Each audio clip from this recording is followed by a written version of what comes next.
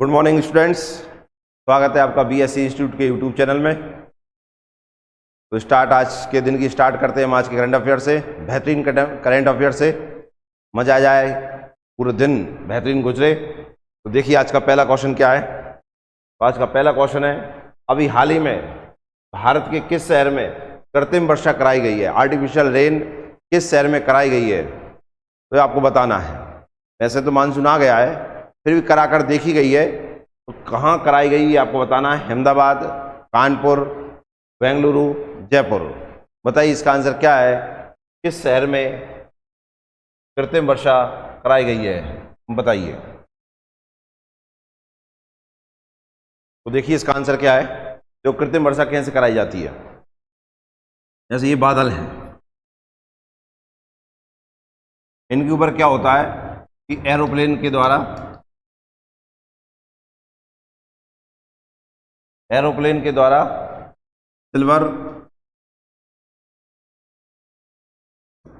Iodide कहीं कहीं पे आयोडीन लिखा मिल सकता है आपको, ठीक है ना, या ठोस कार्बन डाइऑक्साइड, सॉलिड CO2, या घरेलू नमक, इनकी बौछार कराई जाती है एरोप्लेन के द्वारा इन बादलों के ऊपर, ठीक है ना। इन बादलों के ऊपर बौछार कराई जाती है। अब देखना, आपने नमक को देखा होगा बरसात में, हवा में आप जानते हैं इस समय नमी बढ़ जाती है। नमक को खुला रख दो तो आप जानते वो पूरा गीला हो जाता है। क्या कर लिया उसने आसपास की जितनी नमी थी उसे एब्जॉर्ब कर लिया उसने। तो यहाँ भी वो यही करेगा। जो बादल होते हैं उन्हें बादलों के ऊपर इनको डाला जाता है। ये क्या करते हैं, जलवाष्प को एकत्रित कर लेते हैं, एब्जॉर्ब कर लेते हैं। उसके कारण क्या है, जलवाष्प में बदल जाती है, वो बूंदों में बदल जाती है, ठीक है ना, और उसके बाद वो वर्षा होना चालू हो जाती है। तो इस तरीके से वर्षा कराई जाती है। या तो इसमें सिल्वर आयोडाइड, ठोस CO2 या नमक, ये इस पे बौछार कराई जाती है। काय के द्वारा बौछार कराई जाती है, एरोप्लेन, कहीं कहीं पे रॉकेट का प्रयोग करते हैं। तो ये काम होता है, ठीक है ना। एक इसका एग्जाम्पल के रूप में बताएं, जैसे आपने सुना होगा कि गंदा पानी है, मतलब पानी खराब है, उसमें अशुद्धियां हैं, तो फिटकरी डाल दो तो शुद्ध हो जाता है। कैसे शुद्ध हो जाता है वो, फिटकरी डालने से क्या होता है कि जो उसमें अंदर अणु हैं, एटम्स हैं, जो खराब फिटकरी कारण जो फट गए हैं, दूर दूर खिसक गए, वो इकट्ठे जुड़ जाते हैं। इकट्ठे जुड़ने के कारण वो भारी हो जाते हैं, और भारी चीज पानी में कहाँ जाएगी, नीचे चली जाएगी। सेम प्रोसेस यहाँ पे है। यहाँ जो जलवाष्प बिखरी हुई है, ये नमक या सिल्वर आयोडाइड या ठोस CO2 उसे एब्जॉर्ब कर लेते हैं। वो भारी हो गई तो नीचे बूंदों के रूप में टपकने लगी, तो बरसात होने लगी। ये बरसात जिस शहर में कराई गई वो कानपुर है। कानपुर का जो IIT है, कानपुर IIT, उसने ये बरसात कराई, कृत्रिम वर्षा कराई। ये पहला ऐसा प्रयोग नहीं है भारत में कि पहली बार ही हुआ हो। इससे पहले भी भारत में, गुजरात में, कर्नाटक में बरसात कराई गई थी।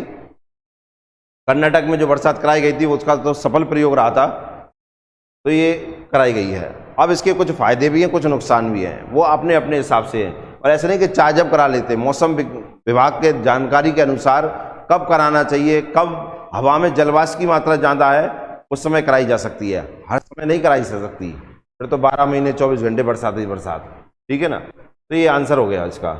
देखिए, और इसके बारे में हम देखते हैं। तो इस तरीके से होती है। जैसे ये बादल है, ये आप एरोप्लेन देख रहे हैं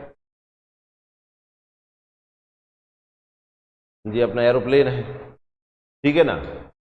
इनके द्वारा ये जो आप देख रहे हैं, ये बादलों के ऊपर CO2 या नमक,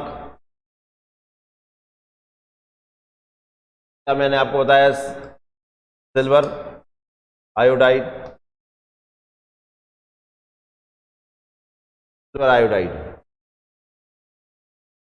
सॉलिड, इनकी बौछार कराई जाती है। इसके बाद क्या हो जाता है, इनमें आसपास की जितना भी जलवाष्प है वो एकत्रित हो जाती है इन बादलों में। उसके बाद ये बरसात चालू हो जाती है, तो ये बरसना होने लगी, ये वर्षा हो रही, ठीक है ना। तो अपने क्वेश्चन का आंसर क्या हो गया, अपना आंसर हो गया क्या, कानपुर। कानपुर कहाँ पड़ता है, कानपुर पड़ता है यूपी में, यूपी। अभी आपने जानते हैं यूपी ने एक योजना चालू करी है। कौन सी योजना चालू करी है, पॉलीटेक्निक पॉलिटेक्निक चलो अभियान, चलो अभियान, ये योजना चालू करी है किसने? यूपी ने। किसने चालू करी है? यूपी ने। पॉलिटेक्निक चलो अभियान यूपी ने। सीएम तो आपको पता ही होगा कौन है, योगी आदित्यनाथ हैं यहाँ के सीएम। गवर्नर आपको पता ही है आनंदीबेन पटेल हैं। कैपिटल आपको पता ही है यहाँ की कौन सी है? लखनऊ है। मुझे लगता है यूपी के बारे में तो सब पता है, पड़ोसी है अपना। तो पॉलिटेक्निक चलो अभियान, स्कूल चलो अभियान भी इसने शुरुआत की है, ठीक है ना। तो अपने क्वेश्चन का आंसर क्या हो गया? कानपुर यूपी के बारे में अपनी जानकारी हो गई। देखिए नेक्स्ट क्वेश्चन देखते हैं हम अपना। हाल ही में बाल साहित्य पुरस्कार 2023 से किसे सम्मानित किया गया है? हाल ही में बाल साहित्य पुरस्कार 2023 से किस, एक मिनट रुकना, किस मैथिली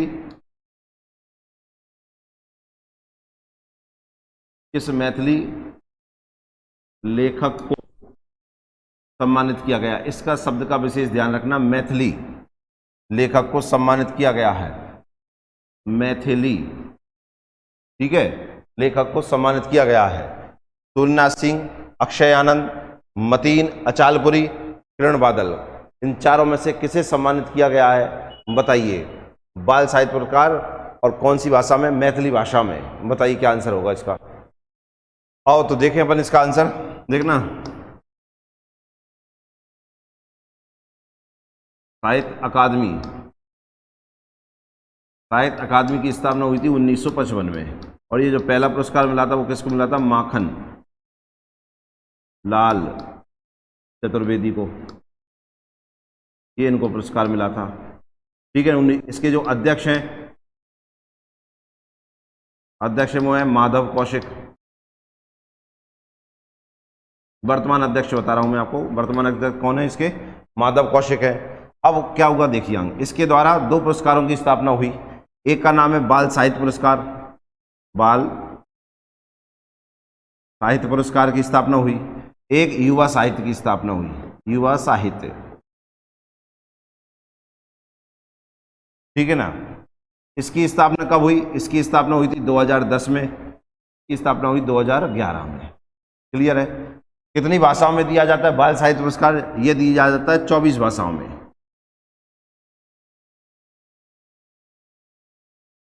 24 भाषाओं में दिया जाता है। वे 24 भाषाएं कौन सी है? देखना, संविधान की जो 8वीं अनुसूची है, 8वीं अनुसूची, 8th शेड्यूल है, उसमें वर्णित कितनी भाषाएं? 22 भाषाएं। 22 भाषा तो यही हो गई। अब प्लस एक राजस्थानी और एक अंग्रेजी, ठीक है ना। इनको दिया जाता है बाल साहित्य पुरस्कार। अब वर्तमान का बाल साहित्य पुरस्कार जो है वो 20 भाषाओं में दिया गया है, सॉरी 22 भाषाओं में दिया गया है, 22 भाषाओं में, ठीक है ना। लेकिन दिया तो 24 में जाता है, तो फिर 22 में क्यों? तो 2 कहाँ गई? तो 2 देखो, इस बार कश्मीरी भाषा में नहीं दिया गया है, कश्मीरी भाषा में नहीं दिया गया है। दूसरा, मणिपुरी जो भाषा है इसमें दिया जाएगा, में दिया जाएगा, घोषणा नहीं हुई किसको मिलेगा, तो दिया जाएगा आगे। क्लियर हो गया? युवा साहित्य पुरस्कार है, ये 20 भाषाओं में दिया गया है। कितनी भाषाओं में? 20, 22, 20। तो देखिए क्वेश्चन एक को, ये जो पुरस्कार बाल साहित्य किसी एक व्यक्ति को नहीं मिलता है, ये 24 लोगों को मिला है, ये 24 लोगों को मिलता है, मतलब 24 भाषाओं में मिलता है। लेकिन इस बार ये कितनी लोगों को मिला है? 22 भाषाओं में मिला है। कितनी भाषाओं में मिला है? 22 भाषाओं में मिला है। ये कितने में मिला है? 20 भाषाओं में मिला है। तो एक क्वेश्चन आपका ये भी बन सकता है, बाल साहित्य एवं युवा साहित्य पुरस्कार 2023 कितने लोगों को मिले हैं? तो बाल साहित्य कितने? 24 और ये हो गए 20। अगला क्वेश्चन, बाल साहित्य पुरस्कार 2023 किस भाषा में नहीं दिया गया है? इस बार कश्मीरी भाषा में नहीं दिया गया है। एक क्वेश्चन ही बन सकता है। अब जब इतनी भाषाओं में बन सकता है तो कोई सी भाषा विशेष का भी हो सकता है। तो जैसे मैंने एक एग्जाम्पल के लिए आपसे पूछ लिया, मैथिली लेखक को मिला है, तो उन लेखक का नाम, हिंदी लेखक का भी नाम पूछ सकते हैं, उर्दू लेखक का भी नाम पूछ सकते हैं, डोंगरी का भी पूछ सकते हैं, राजस्थानी का भी पूछ सकते हैं, अंग्रेजी का पूछ सकते हैं, असमिया का पूछ सकते हैं, किसी का भी पूछ सकते हैं। तो देखिए मैथिली का जो नाम है उनका नाम है आनंद, अक्षय आनंद को मिला है। इन्हें एक और नाम से जानते हैं सन्नी। ये भैया कहाँ के हैं? तो देखना ये अक्षय हैं, ये हैं बिहार के। कहाँ के हैं? बिहार। बिहार में भी कहाँ के हैं? ये शिवनगर, शिवनगर, ठीक है ना। अक्षय आनंद का लिख दो इनने, कुछ तो लिखा ही होगा। जो लिखा है उसका नाम देखना क्या आएगा। इनकी जो काव्य रचना है उसका नाम है ओम कतरा, झोल कतरा।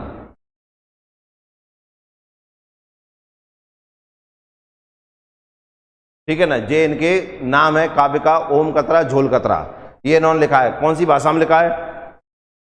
तो इनकी भाषा का नाम है कौन सा? मैथिली भाषा में लिखा है। कितने लोगों को मिला इस बार? अब की बार मिला है 22 लोगों को मिला है। कितने लोगों को मिला है? 22 लोगों को मिला है, ठीक है ना। ओम कतरा, झोल कतरा, सॉरी लाला है, अब इससे कॉमन ध्यान रखना, ओल कतरा, झोल कतरा। अब देखिए सूर्यनाथ सिंह है, ये हिंदी के हैं, ये भैया काय की भाषा के हैं, ये हिंदी में लिखा है इनने क्या लिख दिया? यही लिख देता हूं मैं, देखिए कौतुक ऐप, एक कहानी है कौतुक ऐप, ये लिखा है किसने? सूर्यनाथ सिंह ने, ठीक है। मैथिली सॉरी मतीन अचालपुरी जो लिखा है ये है, इनको कहाँ की भाषा में मिला है? ये उर्दू से संबंधित है। कौन सी से संबंधित है? उर्दू। तो इन्हें उर्दू में कुछ लिख दिया होगा, तो इनने जो उर्दू में लिखा है उसका नाम है ममता की डोर, ममता की डोर। क्या लिख दिया इन्होंने?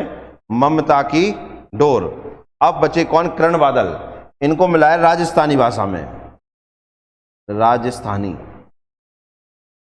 ठीक है। करण बादल ने क्या लिखा है? इन्होंने भी एक कहानी लिखी है, कहानी का नाम बेहतरीन है, टाकरा की दुनिया।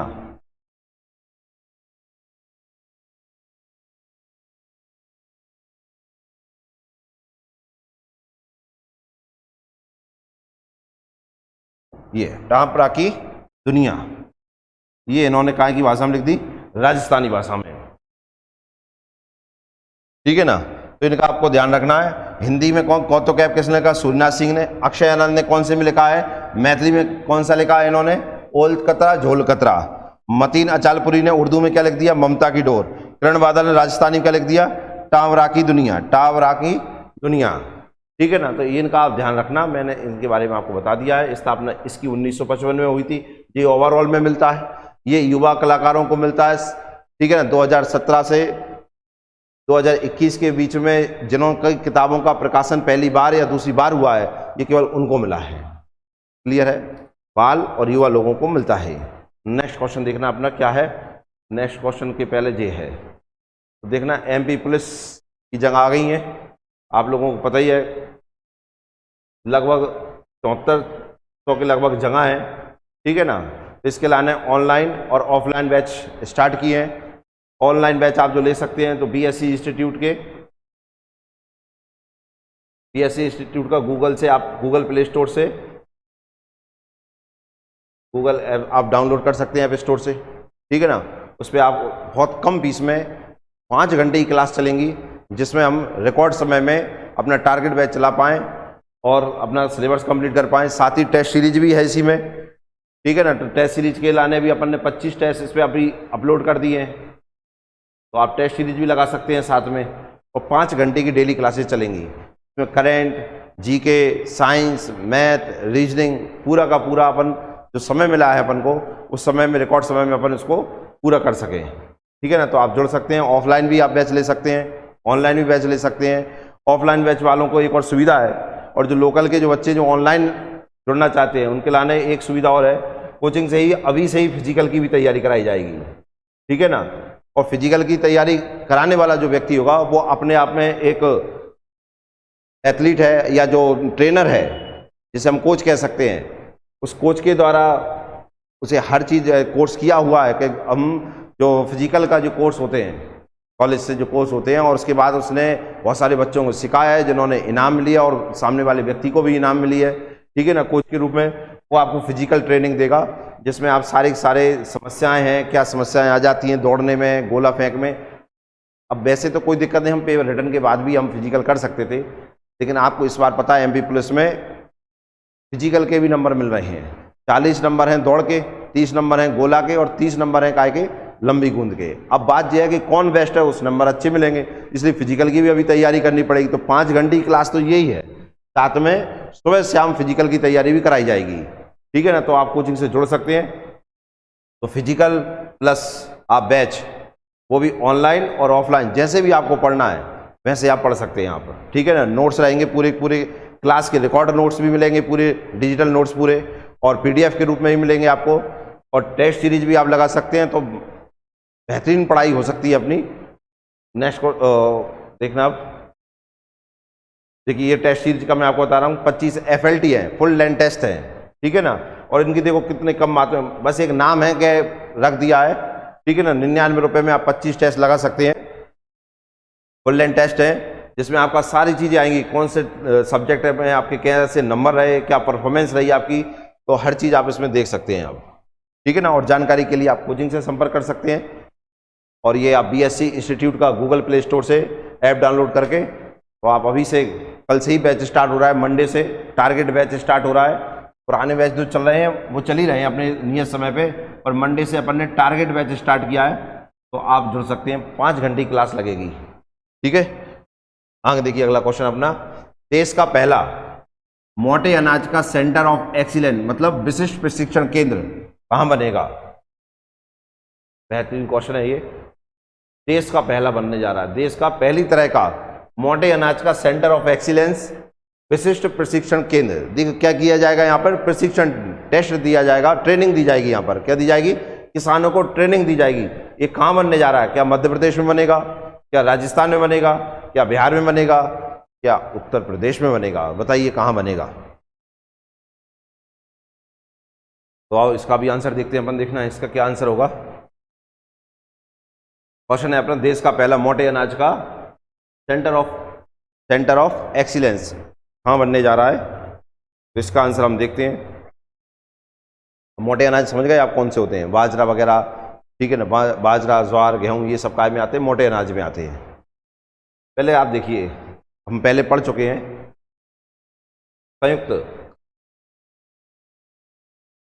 संयुक्त राष्ट्र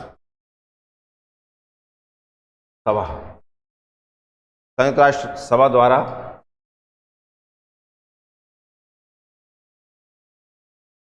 अंतर्राष्ट्रीय मोटे अनाज वर्ष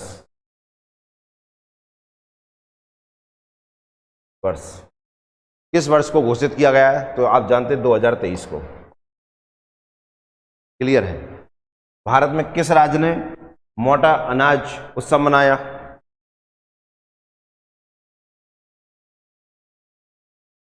मोटा अनाज उत्सव तो आप जानते हैं यूपी ने मनाया, ठीक है ना। किस राज्य ने मनाया मोटा अनाज उत्सव? यूपी ने मनाया। क्लियर है। संयुक्त राष्ट्र द्वारा किस वर्ष को अंतर्राष्ट्रीय मोटे अनाज वर्ष घोषित किया? 2023 को घोषित किया है। तो ये तो मोटे अनाज से संबंधित मैंने आपको बता दिया, लेकिन क्वेश्चन हमारा जो है मोटे अनाज का सेंटर ऑफ एक्सीलेंस विशिष्ट ट्रेनिंग सेंटर कहां पर बनने जा रहा है? तो देखना, एक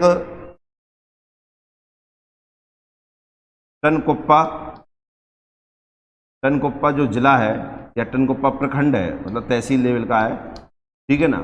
इसका एक गांव है मायापुर गांव।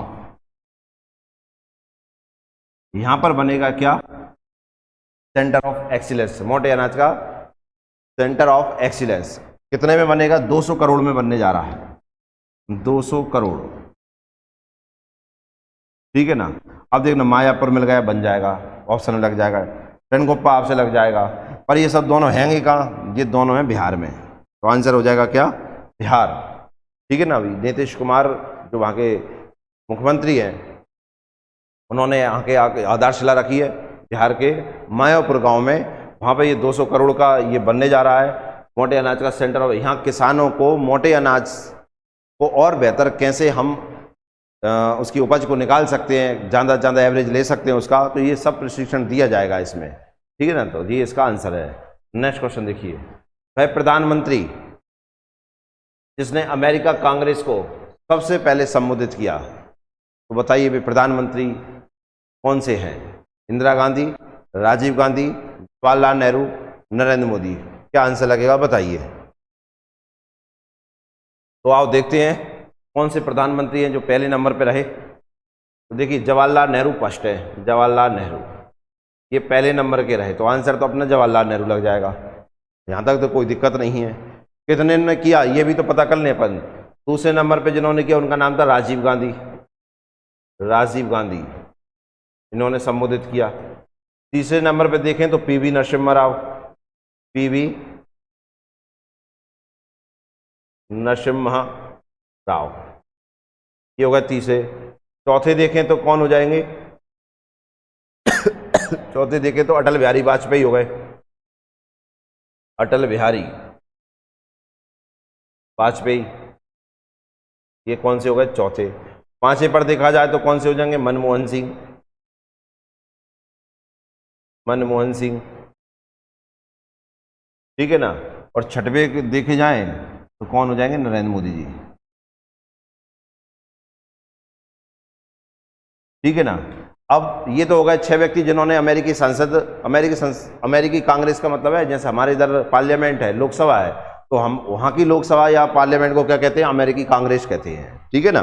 नरेंद्र मोदी एकमात्र प्रधानमंत्री हैं जिन्होंने 2 बार संबोधित किया है। अमेरिकी कांग्रेस को संबोधित करने वाले एकमात्र प्रधानमंत्री हो गए कौन, नरेंद्र मोदी। कब कब किया इन्होंने, एक बार किया था 2016 में और आप कर रहे हैं 2023 में। ये मई 2016 में किया था और अब जून 2023 में किया है। तो 2 बार संबोधित करने वाले पहले प्रधानमंत्री कौन हो गए, नरेंद्र मोदी। अच्छा एक फैक्ट और नरेंद्र मोदी के बारे में देखिए, इनकी महानता देखिए। 9 वर्षों में 11 देशों की संसद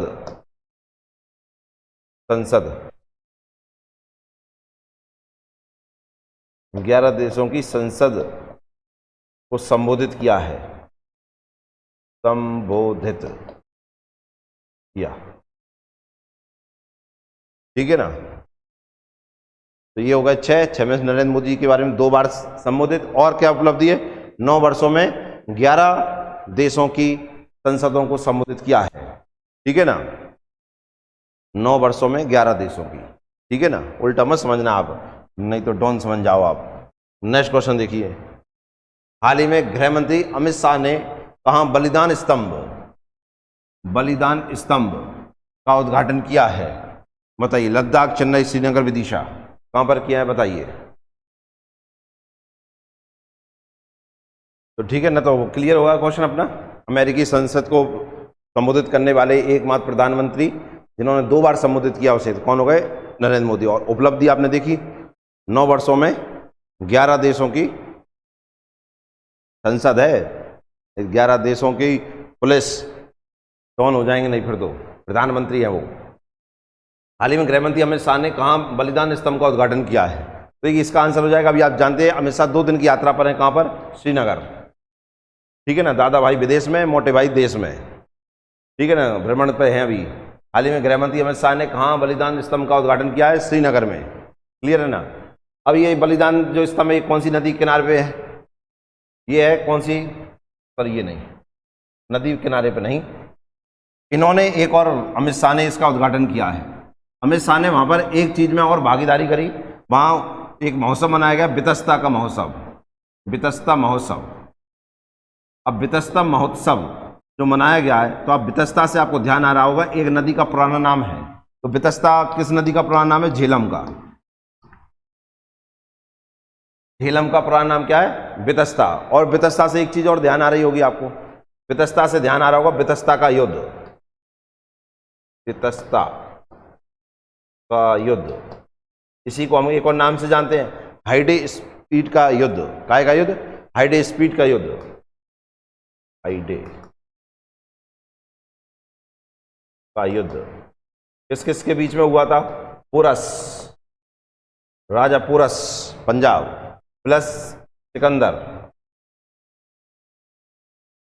इनके बीच में हुआ था, ठीक है ना। तो इससे भी आप, बितस्ता नदी है, किसका नाम है, झेलम नदी का पुराना नाम बितस्ता है। बितस्ता का युद्ध भी हुआ है, जिसे हम हाइडे स्पीच का युद्ध कहते हैं। किसके बीच में हुआ था? पोरस और सिकंदर के बीच में हुआ था। इसका आंसर श्रीनगर है। वहां पर बलिदान स्तंभ। विदिशा में आपको पता ही होगा गरुड़ स्तंभ है, गरुड़ स्तंभ, गरुड़ स्तंभ, ठीक है ना, ये यहां पर है। पुष्यमित्र शुंग के समय बनाया गया था।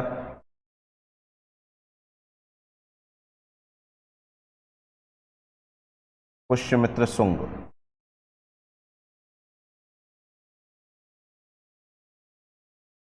ठीक है ना। पुष्यमित्र शुंग की राजधानी थी क्या? विदिशा, ठीक है ना। शुंग वंश की राजधानी क्या थी? विदिशा। मौर्य साम्राज्य के अंतिम शासक जो था उसकी हत्या करने के बाद शुंग वंश की स्थापना हुई और राजधानी इसने कहां पर बनाई? राजधानी विदिशा बनाई, मध्य प्रदेश विदिशा, ठीक है ना। इसी के शासनकाल में गरुड़ स्तंभ की स्थापना हुई थी। नेक्स्ट क्वेश्चन देखिए। अच्छा, नाम देखिए। झेलम का नाम है क्या? बितस्ता, इसका पुराना नाम है, ठीक है ना। चिनाब का पुराना नाम क्या है? रावी का पुराना नाम क्या है? और सतलुज का पुराना नाम क्या है? और सरस्वती। अब इन नदियों को तो आपने देखा होगा, ये सारी नदियां किसकी सहायक नदी हैं? सिंधु की, सिंधु की सहायक नदियां हैं, ठीक है ना। सप्त सैंधव प्रदेश का नाम सुना होगा, ठीक है ना। तो ये नदियां मिलाकर एक सप्त सैंधव प्रदेश बनाती थी, वर्तमान में पंजाब बनाती हैं, ठीक है ना। पंजाब 5 नदियों की भूमि। अब आप ये देखिए, चिनाब का पुराना नाम क्या हो जाता है? अश्किनी,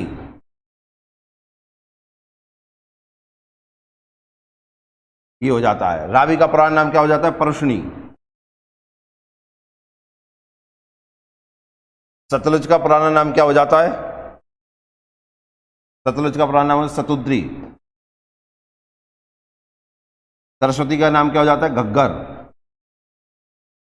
एक नदी और लगी ब्यास, ब्यास का नाम हो जाता है बिपाशा, ठीक है ना। 1 2 3 4 5 नदी पंजाब, सहायक नदी सिंधु। अच्छा, परशुराम से भी ध्यान आ रहा होगा, इस नदी किनारे भी एक युद्ध हुआ था, इसका नाम था दशराग युद्ध। दशराग्य युद्ध, दशराग युद्ध का मतलब 10 राजाओं का युद्ध। किस किस के बीच में हुआ था? ये हुआ था राजा सुदास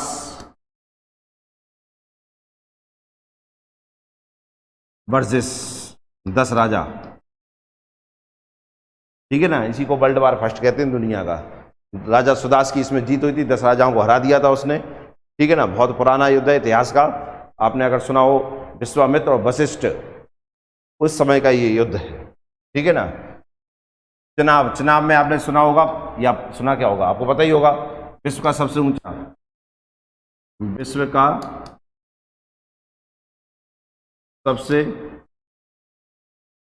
सबसे ऊंचा रेलवे पुल है नाम नदी के ऊपर, क्लियर। घग्गर नदी का, सरस्वती नदी का नाम सुना होगा आपने, अभी तो लुप्त हो गई है, ठीक है ना। इसी के समय में क्या लिखे गए थे? इसी के समय, इसी के नजदीक, इसी के पास बैठकर ऋग्वेद की रचना हुई थी। ऋग्वेद की रचना, ठीक है ना। सबसे पवित्र नदी मानी गई है किसको? ऋग्वेद को, सॉरी सरस्वती को, जिसका उल्लेख कहाँ मिलता है? ऋग्वेद में मिलता है। तो ऋग्वेद की रचना सरस्वती नदी के किनारे हुई थी। और आप जानते हैं ऋग्वेद मनुष्य द्वारा लिखी नहीं है, लिखा नहीं है। ये वेद मनुष्य द्वारा लिखा नहीं है, इसे अपौरुष्य कहते हैं, अपौरुष्य।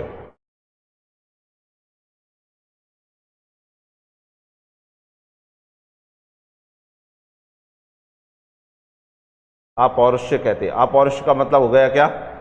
जैसे मनुष्य ने लिखा हो, देवताओं ने लिखा हो, अपौरुष्य कहते हैं इसे। फिर देवताओं द्वारा लिखा हुआ ग्रंथ है ऋग्वेद। किस नदी के किनारे लिखा हुआ था? सरस्वती नदी के किनारे लिखा हुआ था, क्लियर है। नेक्स्ट क्वेश्चन देखते हैं। हाल ही में किसने इंडियाज फाइनेंस मिनिस्टर नामक नई पुस्तक की रचना की है? नामक नई पुस्तक, अब नई पुस्तक क्या होती है? वो पुस्तक ही है, ठीक है ना। नामक पुस्तक की रचना की है। हाल ही में किसने इंडियाज फाइनेंस मिनिस्टर पुस्तक की रचना की? इस पुस्तक में क्या वर्णन है वो मैं बताऊंगा, आप आंसर बताइए। मनोज कुमार, A.K. भट्टाचार्य, अंकित खेमका, अरुंधति रॉय, किसने इस पुस्तक की रचना की है? बताइए। तो देखिए इसका आंसर क्या है, किताब का नाम क्या आएगा, finance minister, India finance minister. तो ऑप्शन देखो, पहला मनोज कुमार। देखो मनोज कुमार कहीं पहली, मनोज कुमार द्वारा लिखी किताब का नाम है सुप्रीम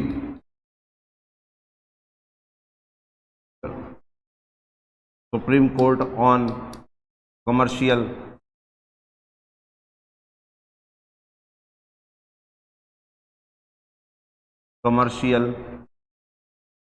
आर्बिट्रेशन,